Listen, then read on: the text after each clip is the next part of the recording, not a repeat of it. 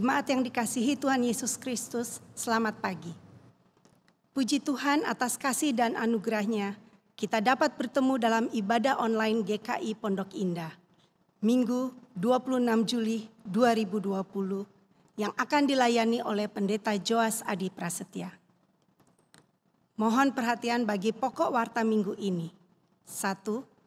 Telah pulang ke rumah Bapa, Ibu Maria Inge, ibu dari Teresa, mertua dari Rangga Priyawardana, oma dari Rebeka. Pada hari Minggu 19 Juli 2020. Jenazah telah dikremasikan di krematorium Yayasan Jabar Agung, Dadap, Tangerang. Majelis jemaat turut berduka cita. Kiranya keluarga yang ditinggalkan diberikan kekuatan serta penghiburan. Kedua, persidangan Majelis Jemaat GKI Pondok Indah pada hari Sabtu 25 Juli 2020 memutuskan bahwa mulai Minggu 2 Agustus 2020, ibadah umum online berubah waktu tayang perdananya menjadi jam 9 WIB. Demikian diumumkan untuk diketahui jemaat. Demikianlah pokok warta minggu ini. Warta selengkapnya dapat dibaca dalam e-warta, melalui WhatsApp GKI Pondok Indah, website GKI.PI.org, serta aplikasi Android dan iOS GKI.PI. Ikuti juga dalam akun Instagram GKI.PI. Mari bersaat teduh sebelum memulai ibadah.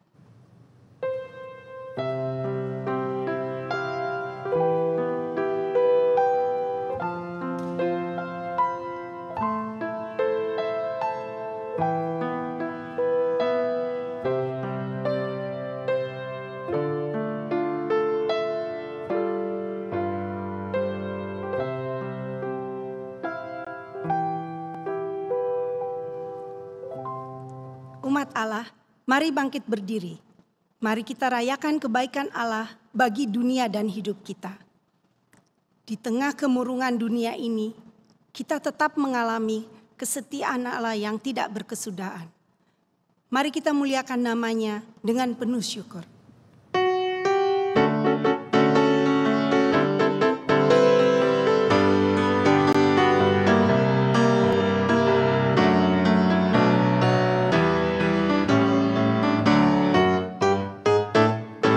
Kita masuk rumah-Nya, berkumpul menyembah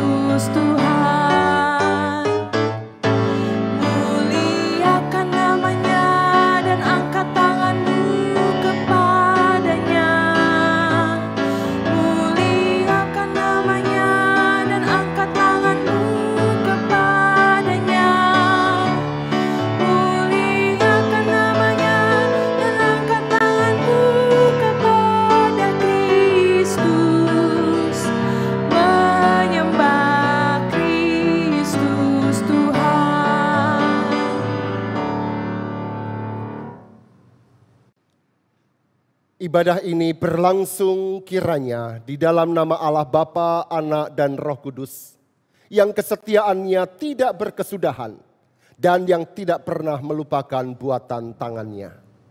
Amin.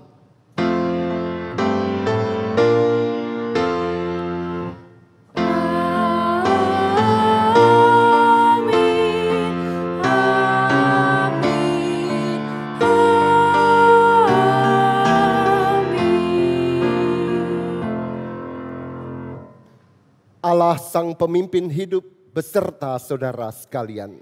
Dan beserta saudara juga. Silakan duduk.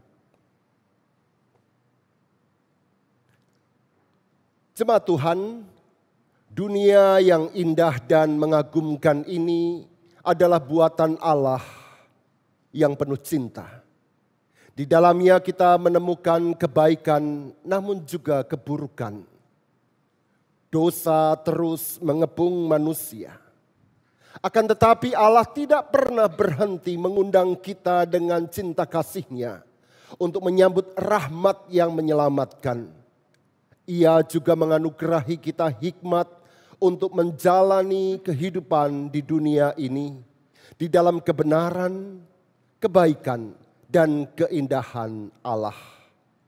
Maka umat Allah, mari kita membuka hati kita serta menyambut panggilan Allah di dalam Yesus Kristus.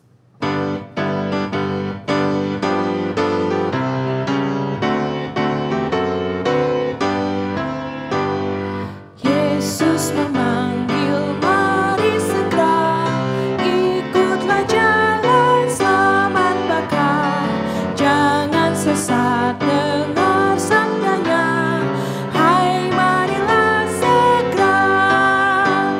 Sungguh nanti kita akan senang, bebas dosa hati pun tentram, bersama Yesus dalam terang di rumah yang kekal.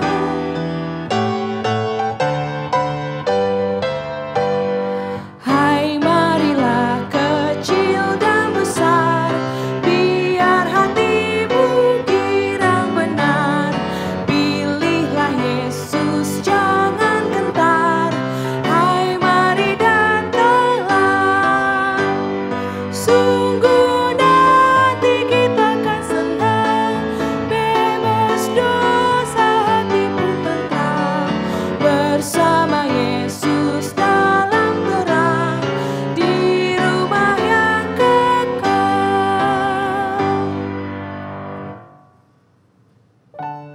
Mari kita bersatu dalam doa, menundukkan hati kita, mengakui segala salah dan dosa kita. Ya Allah, sumber segala kebenaran, kami mengakui ketidakberdayaan kami dalam mengatasi dosa-dosa yang tersimpan jauh di dalam batin kami. Terlalu sibuk kami mengatasi dosa yang tampil lewat perbuatan kami. Namun pada saat yang bersamaan kami memelihara batin yang justru semakin menjauh darimu. Kami berdosa melalui kesombongan kami. Kami berdosa melalui iri hati kami. Kami berdosa melalui kemarahan kami. Kami berdosa melalui keserakahan kami. Ampunilah kami. Hikmat kami sungguh tidak mampu menuntun langkah hidup kami. Dan kami sadar bahwa kami membutuhkan Dikau, ya Sang Hikmat. Oleh karena itu kasihanilah kami. Berjalanlah terus dengan kami, ya sahabat yang sejati. Sebab kami berdoa hanya di dalam nama Yesus Kristus. Amin.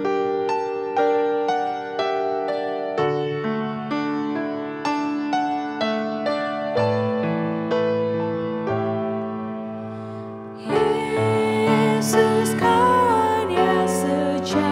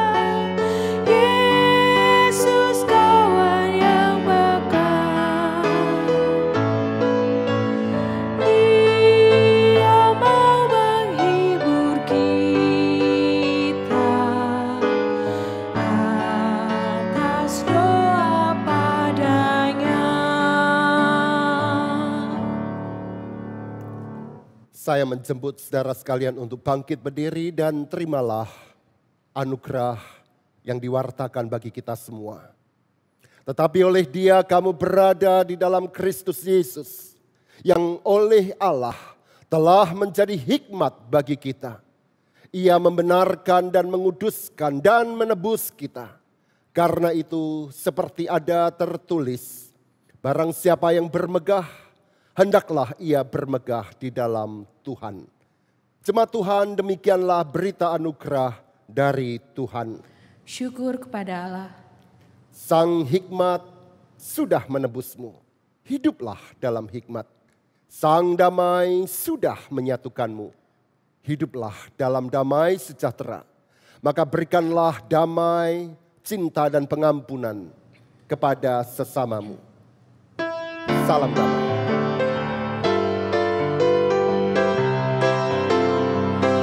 Bersukacitalah selalu, tunjukkan wajah gembiramu.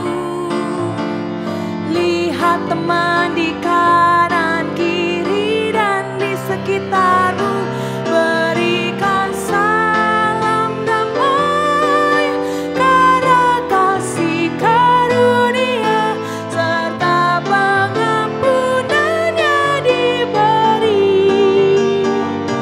Hiduplah dalam damai seorang dengan yang lain, itu kehendak Tuhan bagimu.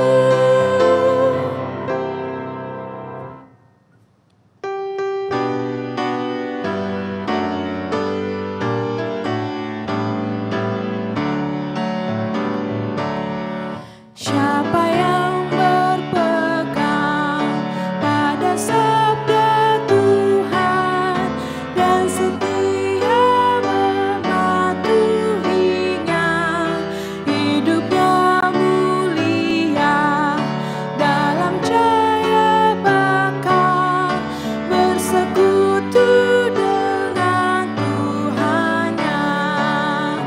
Percayalah dan pegang sabdanya, hidupmu dalam Yesus sungguh bahagia.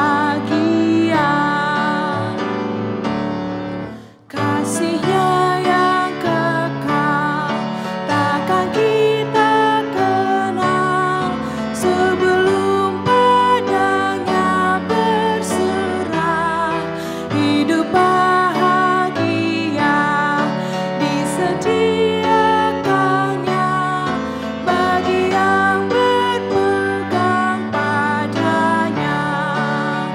Percayalah dan pegang sabdanya, hidupmu dalam Yesus sungguh bahagia.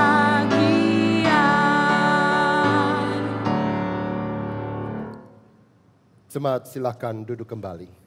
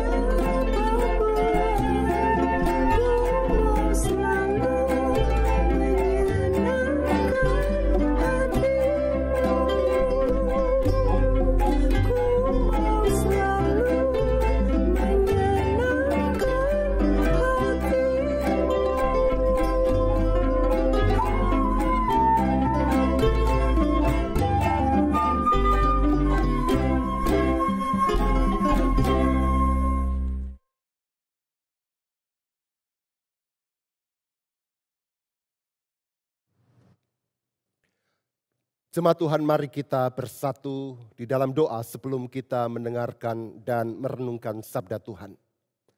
Kita berdoa. Ya Allah, dekaplah kami dengan hikmat-Mu, sebab terlalu banyak pilihan kehidupan terpampang di depan kami untuk kami ambil. Dalam kebingungan kami membutuhkan hikmat-Mu.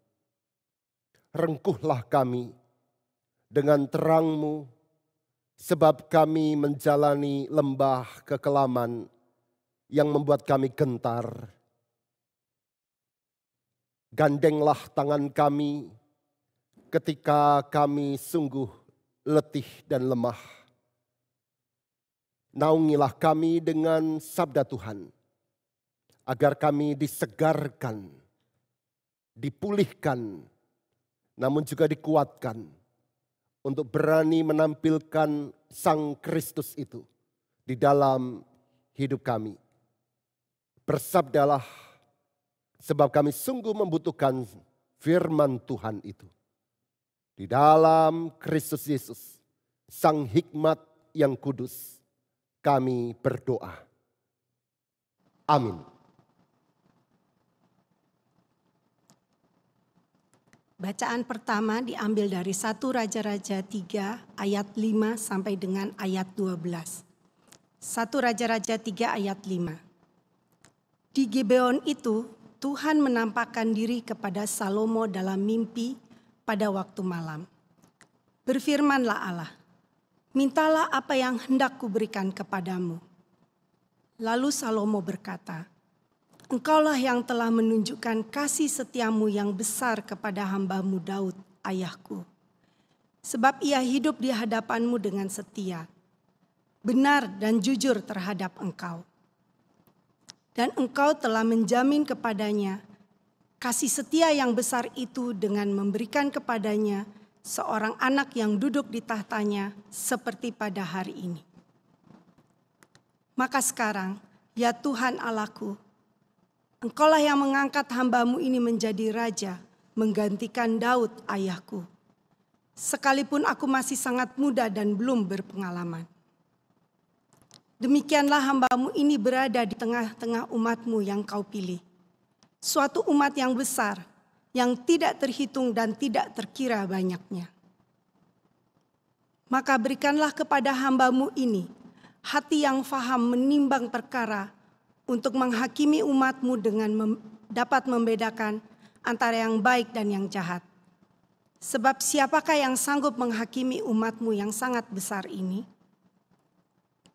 Lalu adalah baik di mata Tuhan bahwa Salomo meminta hal yang demikian.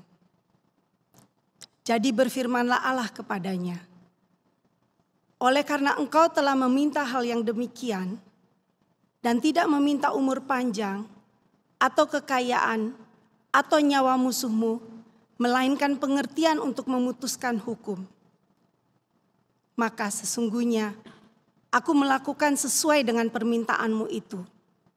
Sesungguhnya aku memberikan kepadamu hati yang penuh hikmat dan pengertian, sehingga sebelum engkau tidak ada seorang pun seperti engkau, dan sesudah engkau tak akan bangkit seorang pun seperti engkau. Demikianlah sabda Allah. Syukur kepada Allah.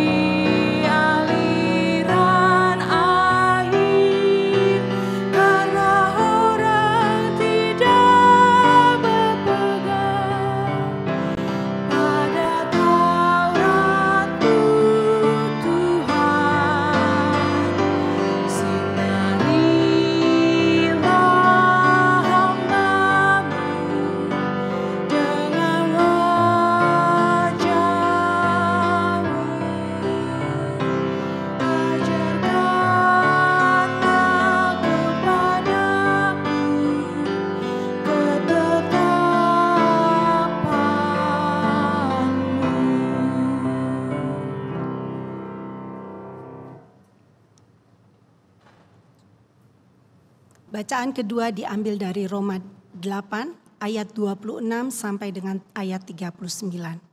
Roma 8 ayat 26. Demikian juga Roh membantu kita dalam kelemahan kita. Sebab kita tidak tahu bagaimana sebenarnya harus berdoa. Tetapi Roh sendiri berdoa untuk kita kepada Allah dengan keluhan-keluhan yang tidak terucapkan. Dan Allah yang menyelidiki hati nurani mengetahui maksud Roh itu, yaitu bahwa Ia sesuai dengan kehendak Allah berdoa untuk orang-orang kudus. Kita tahu sekarang bahwa Allah turut bekerja dalam segala sesuatu untuk mendatangkan kebaikan bagi mereka yang mengasihi Dia, yaitu bagi mereka yang terpanggil sesuai dengan rencana Allah. Sebab semua orang yang dipilihnya dari semula, mereka juga ditentukannya dari semula untuk menjadi serupa dengan gambaran anaknya, supaya ia, anaknya itu, menjadi yang sulung di antara banyak saudara. Dan mereka yang ditentukannya dari semula, mereka itu juga dipanggilnya. Dan mereka yang dipanggilnya, mereka itu juga dibenarkannya. Dan mereka yang dibenarkannya, mereka itu juga dimuliakannya. Sebab itu, apakah yang akan kita katakan tentang semuanya itu? Jika Allah di pihak kita, siapakah yang akan melawan kita? Ia yang tidak menyayangkan anaknya sendiri, tetapi yang menyerahkannya bagi kita semua. Bagaimanakah mungkin ia tidak mengaruniakan segala sesuatu kepada kita bersama-sama dengan Dia? Siapakah yang akan menggugat orang-orang pilihan Allah? Allah yang membenarkan mereka. Siapakah yang akan menghukum mereka? Kristus Yesus yang telah mati, bahkan lebih lagi, yang telah bangkit, yang juga duduk di sebelah kanan Allah, yang malah menjadi pembela bagi kita. Siapakah yang akan memisahkan kita dari kasih Kristus? Penindasan atau kesesakan, atau penganiayaan, atau kelaparan, atau ketelanjangan, atau bahaya, atau pedang. Seperti ada tertulis, oleh karena Engkau kami ada dalam bahaya maut sepanjang hari. Kami telah dianggap sebagai domba-domba sembelihan. Tetapi dalam semuanya itu, kita lebih daripada orang-orang yang menang. Oleh Dia yang telah mengasihi kita. Sebab aku yakin bahwa baik maut maupun hidup, baik malaikat-malaikat maupun pemerintah-pemerintah, baik yang ada sekarang maupun yang akan datang, atau kuasa-kuasa, baik yang di atas maupun yang di bawah, ataupun sesuatu makhluk lain, tidak akan dapat memisahkan kita dari kasih Allah yang ada dalam Kristus Yesus Tuhan kita. Demikianlah sabda Allah. Syukur kepada Allah.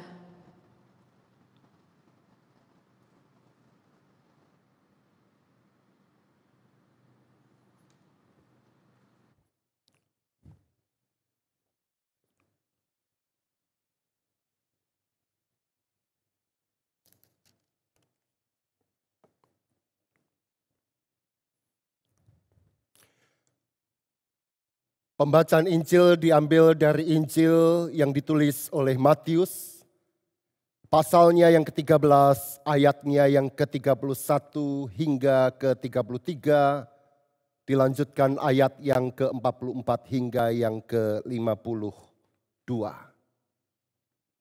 Matius 13, ayatnya yang ke-31.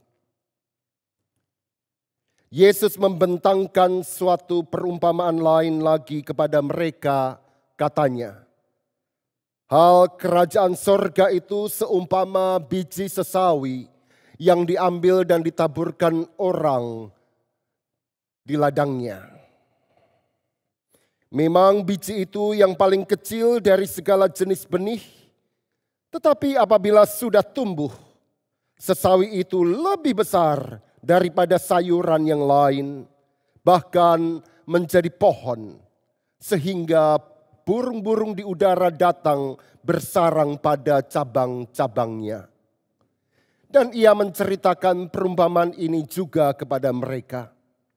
Hal kerajaan sorga itu seumpama ragi yang diambil seorang perempuan dan diaduk ke dalam tepung terigu 3 sukat sampai kamir seluruhnya.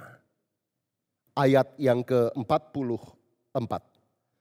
Hal kerajaan sorga itu seumpama harta yang terpendam di ladang, yang ditemukan orang lalu dipendamkannya lagi. Oleh sebab sukacitanya pergilah ia menjual seluruh miliknya, lalu membeli ladang itu. Demikian pula hal kerajaan sorga itu, seumpama seorang pedagang yang mencari mutiara yang indah.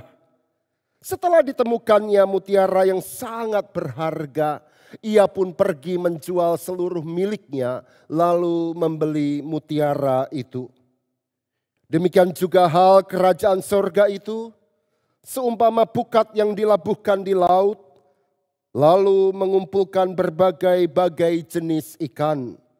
Setelah penuh, pukat itu pun diseret orang ke pantai, lalu duduklah mereka dan mengumpulkan ikan yang baik ke dalam pasu, dan ikan yang tidak baik mereka buang. Demikianlah juga pada akhir zaman, malaikat-malaikat akan datang memisahkan orang jahat dari orang benar, lalu mencampakkan orang jahat ke dalam dapur api. Di sanalah akan terdapat ratapan dan kertakan gigi. Mengertikah kamu semuanya itu? Mereka menjawab, ya, kami mengerti.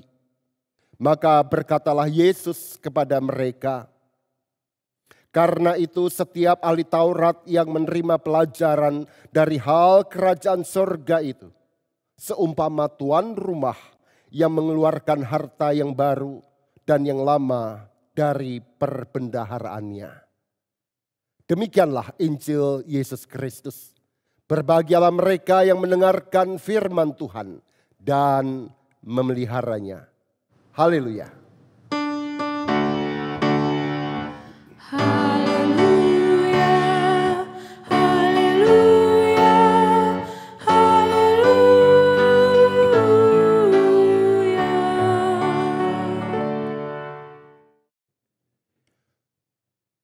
Di dalam sejarah Israel, jemaat Tuhan, Salomo dikenal sebagai salah satu raja yang terbesar, selain tentu Daud. Dan mungkin hanya Daud, ayah Salomo itu, yang dapat menandingi kesohoran Salomo. Bahkan di dalam beberapa hal, Salomo melampaui prestasi Daud. Dialah raja yang berhasil mendirikan bait Allah yang pertama, yang maha megah. Dia juga dikenal sebagai raja yang paling kaya, paling makmur dari semua raja Israel sebelum dan sesudah dia hidup. Dan tentu yang paling diingat dari Salomo adalah hikmatnya yang dipandang begitu luar biasa. Semua orang mengakui bahwa Salomo adalah raja yang paling berhikmat. Dan buah dari hikmat Salomo itu dapat kita nikmati hingga saat ini karena tertuang di dalam kitab Amsal, Pengkhotbah, dan Kidung Agung yang dipercaya merupakan hasil karya Salomo dan menjadi bagian dari kitab suci Yahudi dan Kristen. Bacaan kita yang pertama sastra dari 1 Raja-Raja pasalnya yang ketiga mengisahkan peristiwa pemberian hikmat yang diberikan kepada Salomo dari Allah. Jadi jelaslah di sini bahwa hikmat itu adalah pemberian Allah. Atau mungkin lebih tepat bisa dikatakan bahwa memang semua manusia itu berhikmat pada kadar tertentu. Anda dan saya adalah makhluk yang berhikmat. Dan itu sebabnya kita semua disebut Homo sapiens. Yang artinya manusia yang berpengetahuan atau berhikmat. Akan tetapi, selain hikmat yang kita miliki sebagai manusia itu, ternyata Allah dapat menganugerahi orang-orang tertentu di dalam sejarah ini hikmat-hikmat tambahan dengan tujuan tertentu. Dan Allah sudah melakukannya pada diri Salomo, raja yang terkenal ini.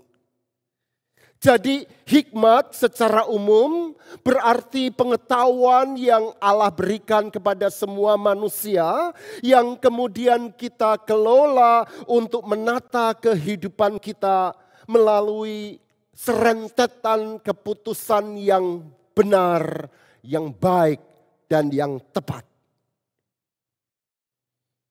Tetapi bagi sebagian orang, Allah memberikan hikmat tambahan.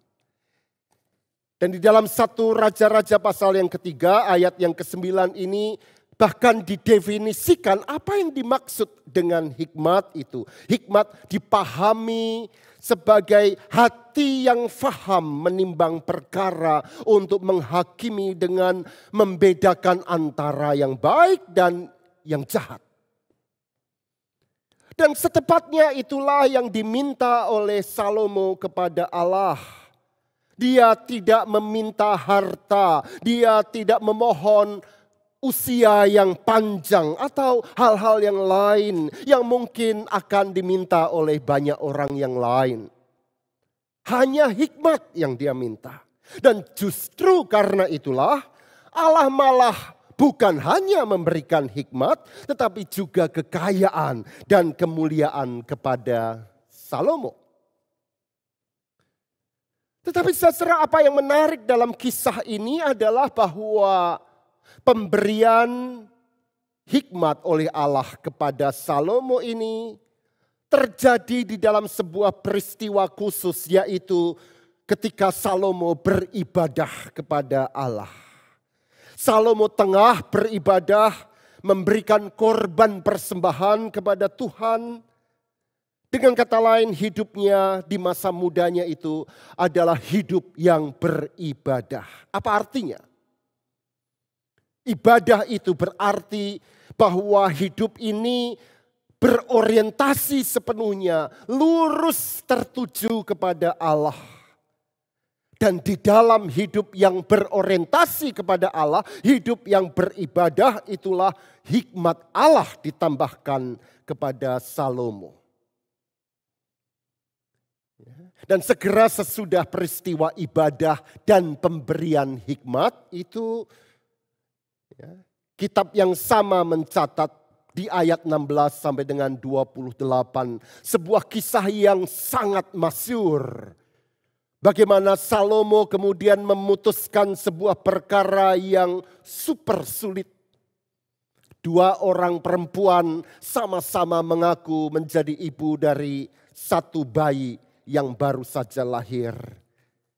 Keduanya mengaku dan tak satu pun yang mengalah. Sampai akhirnya ada satu ibu yang berkata, biarlah bayi ini untuk dia daripada engkau ya baginda raja membagi 2 bayi ini. Dan Salomo menunjukkan hikmatnya dalam kasus yang begitu sukar. Dan Anda tahu kisah selanjutnya. Sungguh luar biasa hikmat yang ditunjukkan oleh Salomo ini. Dan seandainya saja para pemimpin bangsa-bangsa di dunia ini, seandainya saja para pemimpin di daerah-daerah di Indonesia ini memimpin dengan hikmat, maka saya yakin dan percaya bahwa bumi kita ini akan menjadi rumah yang lebih baik untuk dihuni bersama. Seandainya saja para pemimpin gereja memimpin dengan hikmat, maka gereja sungguh akan menjadi berkat bagi dunia ini. Seandainya saja. Akan tetapi, izinkan saya mengulangi dan menggarisbawahi. Akan tetapi, syarat dan ketentuan berlaku. Itu yang sering dipakai di dalam banyak promo sebuah produk, bukan? tampaknya murah, tampaknya begitu menjanjikan sebuah produk itu, tetapi di bagian bawah tertulis syarat dan ketentuan berlaku. Terms and conditions may apply. Dan biasanya hurufnya kecil-kecil, fontnya kecil-kecil. Dan disitulah justru tersimpan semua klausa, semua peraturan, semua syarat yang bisa menggagalkan promo itu. Dan beberapa kali saya terjebak gagal mendapatkan promo dari sebuah produk hanya karena saya tidak peduli dan tidak membaca dengan baik syarat dan ketentuan itu.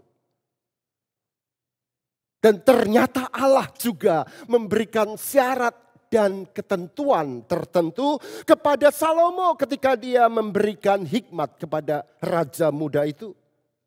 Jika Salomo ingin terus hidup dengan penuh hikmat yang datangnya dari Allah, syarat dan ketentuan berlaku. Dan Allah memberikan syarat dan ketentuan ini bukan dengan berbisik pelan, bukan dengan ukuran huruf yang kecil, tetapi dengan sebuah statement yang jelas dan tegas. Loud and clear. Ayat 14 mengatakan itu, saudara. Dan jika engkau hidup menurut jalan yang kutunjukkan dan tetap mengikuti segala ketetapan dan perintahku, sama seperti ayahmu Daud, maka aku akan memperpanjang umurmu. Malah Allah mengingatkan lagi syarat dan ketentuan yang sama di dalam 1 Raja-Raja 9 ayat 4 sampai dengan yang ke-9. Lebih tegas, lebih jelas. Dan disinilah masalahnya. Ternyata kita semua bukan hanya homo sapiens, manusia yang berhikmat, tetapi kita juga adalah homo oblitus, manusia yang pelupa. Manusia yang suka lupa dengan apa yang penting dan yang terpenting dalam hidup ini. Salomo sudah mendengarkan dengan jelas syarat dan ketentuan dari Allah. Dan dia lupa. Tampaknya kemasyuran, kemuliaan, kekayaan Salomo membuat dia lupa diri dan bahkan lupa Allah. Dia berenang terus di dalam lautan kekayaan dan kenikmatan sampai dia lupa daratan. Dan di ujung hari hidupnya saat dia menjadi tua, Salomo raja paling berhikmat itu tiba-tiba menjadi raja yang paling tidak berhikmat di dalam sejarah Israel. Terlalu banyak blunder yang dia lakukan. Terlalu banyak keputusan yang diambilnya yang justru berujung pada kehancuran dan penghancuran. Bukan hanya hidupnya, tetapi juga seluruh kerajaan Israel. Bacalah 1 Raja-Raja 11 nanti. Dan Anda akan mendapatkan sebuah gambaran yang jelas tentang akhir kehidupan Salomo. Raja yang paling tidak berhikmat itu.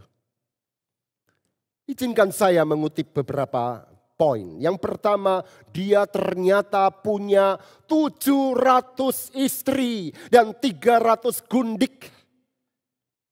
Anda tahu apa artinya ini? Berapa banyak istana yang harus dibangunnya untuk merawat 1000 orang perempuan cantik ini. Berapa anak yang dia hasilkan, berapa banyak hamba, berapa banyak prajurit yang dibutuhkan untuk melayani 1000 keluarga raja ini. Berapa banyak uang negara, anggaran belanja negara untuk disedot melayani urusan domestik raja ini. Dan itu berarti pajak yang makin tinggi dan rakyat yang makin sengsara. Betapa tidak bijaksananya Salomo. Dan Salomo bukan hanya mengkoleksi istri, dia juga mengkoleksi dewa yang diperkenalkan oleh para istrinya. Yaitu dewa-dewa yang disembah oleh para istrinya di negara dan bangsa asal mereka.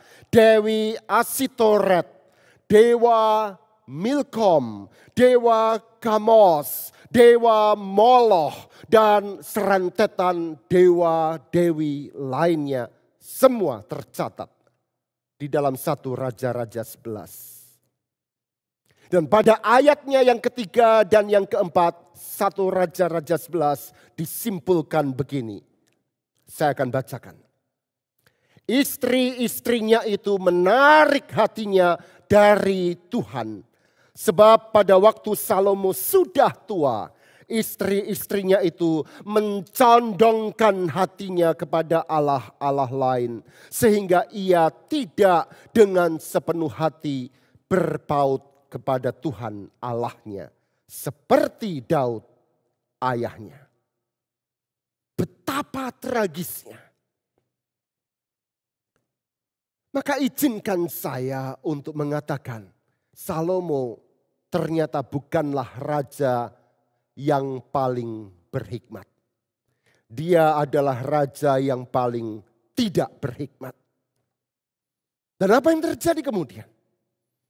Allah mengizinkan kerajaan Israel Raya, Israel bersatu itu akhirnya terpecah menjadi dua. Dan sejak itu Israel tidak pernah bersatu kembali. Dan itu karena Salomo.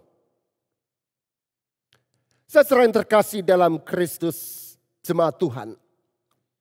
Alkitab berkata bahwa semua yang ada di dalam dunia ini adalah milik Allah. Alkitab berkata bahwa Allah adalah pemilik absolut dari semua yang ada di dalam semesta ini. Anda dan saya memang punya banyak hal. Keluarga, harta, kepandaian, pekerjaan, akal budi, dan sebagainya dan seterusnya. Akan tetapi ketahuilah bahwa kita ini bukanlah pemilik mutlak dari semua itu. Sebab Allah menitipkan semuanya kepada kita. Dan apa artinya itu? Allah sewaktu-waktu dapat menghabisi semuanya. Seerat apapun kita menggenggamnya. Sama seperti hikmat yang Allah berikan kepada Salomo juga tidak memberinya hak untuk mengklaim dan mempertahankan hikmat pemberian Allah itu secara mutlak. Selalu ada syarat dan ketentuan yang berlaku. Pada suatu hari, seorang wisatawan tiba di sebuah rumah yang sangat mewah di sebuah daerah yang indah. Dan dia menyaksikan seorang bapak tua yang sedang bekerja dengan rajin membersihkan taman dari rumah yang mewah itu. Sangat tekun dan penuh dengan perhatian pada pekerjaannya. Kemudian dengan kekaguman dia mendekati bapak itu dan bertanya, siapa pemilik rumah yang sangat indah itu? Dan kemudian bapak itu menyebutkan sebuah nama yang ternyata adalah seorang konglomerat yang sangat tersohor. Dan spontan wisatawan itu kaget dan berkata, wah ternyata beliau tinggal di rumah ini. Dan bapak tua itu menjawab, oh tidak. Beliau tidak tinggal di rumah ini. Bahkan terakhir kali tuan itu datang menginap di rumah ini, ternyata 5 tahun yang silam. Sudah sangat lama. Dan sejak 5 tahun itu tidak pernah dia datang ke rumah ini lagi. Mungkin karena rumahnya begitu banyak. Dan dengan nada heran wisatawan itu berkata, lalu kenapa Bapak membersihkan terus rumah ini? Toh bos kan datangnya sangat jarang. Kenapa tidak sebulan sekali saja dibersihkan? Dan bapak tua ini kemudian menjawab dengan satu kalimat yang tidak pernah dilupakan oleh si penanya. Memang, tapi suatu hari beliau pasti datang. Dan saya harus memastikan bahwa mungkin hari ini adalah hari kedatangannya. Maka saya harus bersiap-siap setiap hari. Saudaraku, hari ini saya sungguh berharap saudara-saudara yang mendengarkan khotbah ini di rumah masing-masing sungguh-sungguh memiliki sebuah kesadaran yang mendalam bahwa apapun yang kita miliki di dalam hidup kita, hikmat, kepandaian, ilmu, harta, keluarga, waktu, kesehatan, rumah, apapun itu adalah milik Allah yang Allah percayakan kepada kita. Kita diundang untuk menata layani semua titipan Allah itu di dalam kegembiraan, keseriusan, dan ketaatan. Dengan terus menjadikannya sebagai sebuah ibadah. Dan ketika kita tergoda untuk keluar dari prinsip dan kesadaran ini, seperti yang terjadi pada Salomo. Ingatlah seseorang yang sudah pernah berubah dari kehidupan seorang yang dikenal paling berhikmat menjadi seorang yang paling tidak berhikmat di ujung hidupnya. Sebuah akhir kehidupan yang sangat tragis. Salomo namanya. Amin.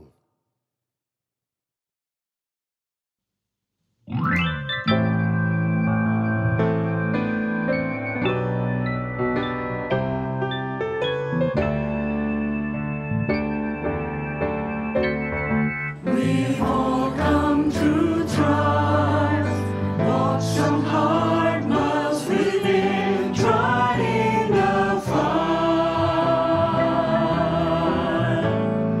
We've been to the bottom, faced the devil, and fought him with the Lord on our side. And we've seen his power. So in this hour when it's too dark to see, in a world that keeps shouting, I can't help but shouting, 'cause for every soul that's in need, somebody's believing. Somebody dares to take God at His word. By faith they can see it.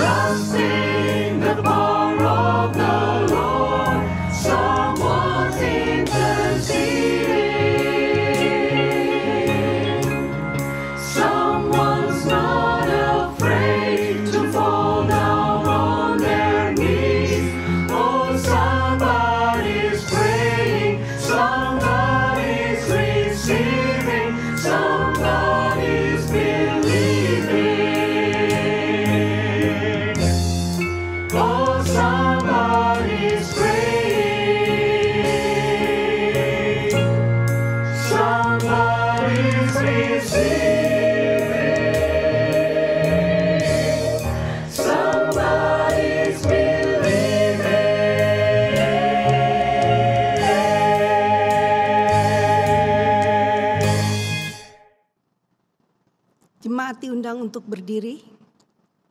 Marilah secara bersama kita mengikrarkan pengakuan iman kita menurut pengakuan iman rasuli. Aku percaya kepada Allah, Bapa yang Maha Kuasa, Khalik langit dan bumi, dan kepada Yesus Kristus, anaknya yang tunggal Tuhan kita, yang dikandung daripada Roh Kudus, lahir dari anak darah Maria, yang menderita sengsara di bawah pemerintahan Pontius Pilatus. Disalibkan, mati dan dikuburkan, turun ke dalam kerajaan maut. Pada hari yang ketiga, bangkit pula dari antara orang mati. Naik ke sorga, duduk di sebelah kanan Allah, Bapa yang Maha Kuasa. Dan dari sana ia akan datang untuk menghakimi orang yang hidup dan yang mati. Aku percaya kepada Roh Kudus, gereja yang kudus dan am, persekutuan orang kudus, pengampunan dosa, kebangkitan orang mati, dan hidup yang kekal. Amin. Silakan duduk kembali. Mari kita menaikkan doa-doa syafaat kita. Kita berdoa. Ya Allah sumber hikmat, perkenankanlah kami memohon hikmat-Mu bagi para pemimpin masyarakat kami, bangsa kami, namun juga gereja-gereja Tuhan di Indonesia. Bagi pemerintah kami, presiden, beserta dengan seluruh jajaran yang bekerja untuk memulihkan bangsa kami ini dari keterpurukan akibat pandemi COVID-19 ini. Berikanlah kepada mereka ya Allah kebijaksanaan dari Tuhan untuk menentukan semua pilihan-pilihan yang harus mereka putuskan agar semuanya sungguh membawa kebaikan bagi seluruh masyarakat. Kami berdoa untuk para pemimpin gereja Tuhan di Indonesia agar di tengah masa yang disruptif ini mereka menentukan langkah yang harus diambil bagi gereja-gereja Tuhan di dalam hikmat dan kebijaksanaan yang datangnya dari Tuhan. Biarlah gereja justru menjadi tanda kehidupan, tanda kebaikan di tengah keburukan yang terjadi. Dan bukan justru menjadi bagian dari persoalan yang makin menenggelamkan masyarakat kami. Kami berdoa ya Allah bagi seluruh korban pandemi COVID-19 ini yang mengalaminya baik secara ekonomi maupun medis, secara sosial maupun etnis. Mereka yang terpuruk akibat persoalan besar bangsa dan dunia kami ini. Rangkullah mereka dengan cinta-Mu, pulihkanlah mereka dengan pengharapan dari Dikau. Dan tolong kami menjadi bagian dari proses pemulihan yang Tuhan kerjakan itu. Secara khusus kami ingin berdoa untuk setiap anggota jemaat GKI Pondok Indah yang terus bergumul di dalam masa yang sulit ini. Sertailah mereka ya Allah dengan cinta dan rahmat-Mu, agar apapun yang mereka lakukan boleh mendatangkan kebaikan bukan hanya bagi diri mereka dan keluarga mereka, tetapi juga bagi banyak orang. Bagi mereka yang sakit, baik di rumah maupun di rumah sakit, berikan kekuatan-Mu untuk terus bertahan dan berharap pada kesembuhan yang datangnya dari Tuhan. Kami berdoa untuk mereka yang harus melakukan tugas parenting mereka sebagai orang tua, mendidik anak-anak mereka yang menjalani tugas sekolah di rumah masing-masing. Berikan kesabaran, kegembiraan, kekuatan dari Tuhan. Juga bagi anak-anak kami yang harus tinggal terus di rumah, belajar dari rumah. Biarlah Tuhan memberikan kepada mereka kesabaran dan ketangguhan untuk terus menjalani masa yang sukar ini.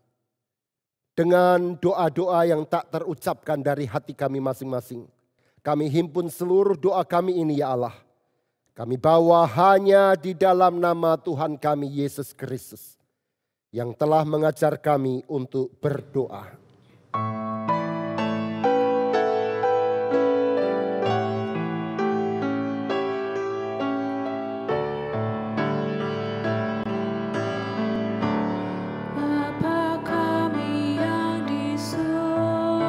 Bapa kami yang di sorga,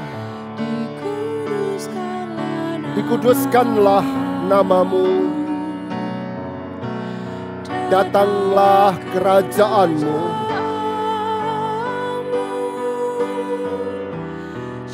jadilah kehendakmu di bumi seperti di sorga.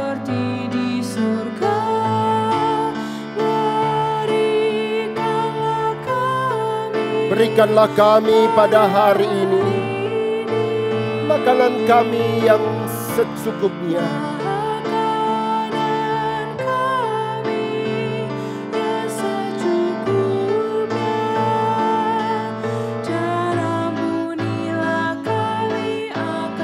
Dan ampunilah kami akan kesalahan kami, seperti kami juga mengampuni orang yang bersalah kepada kami.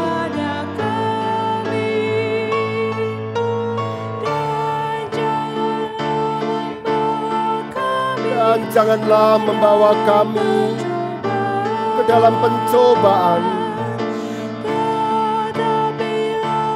tetapi lepaskanlah kami daripada yang jahat.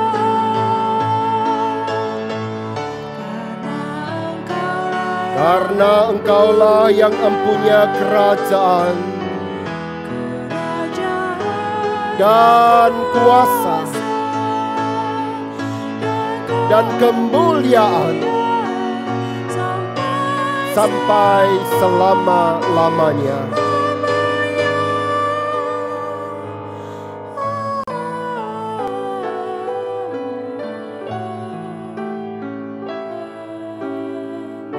Amin.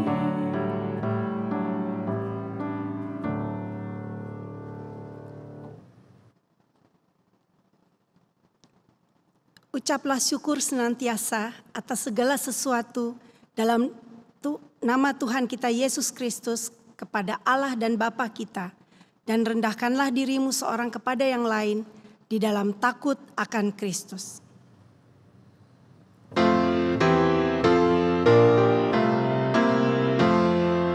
Tuhan ambil hidupku dan kuduskan bagimu.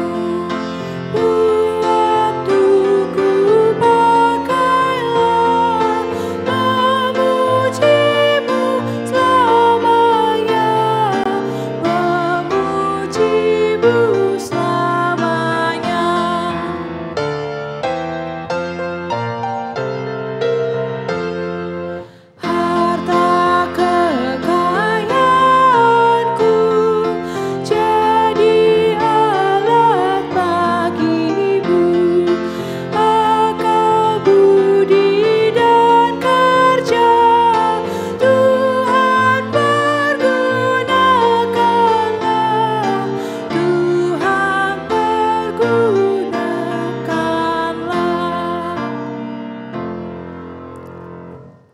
Jemaat diundang bangkit berdiri.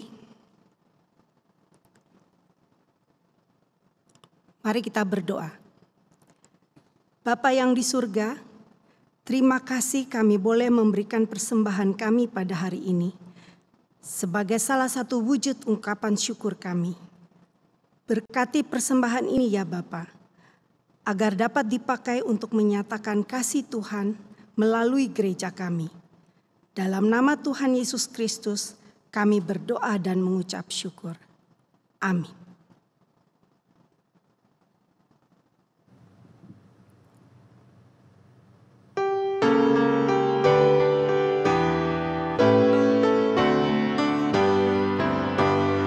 Maukah kau jaya atas seteru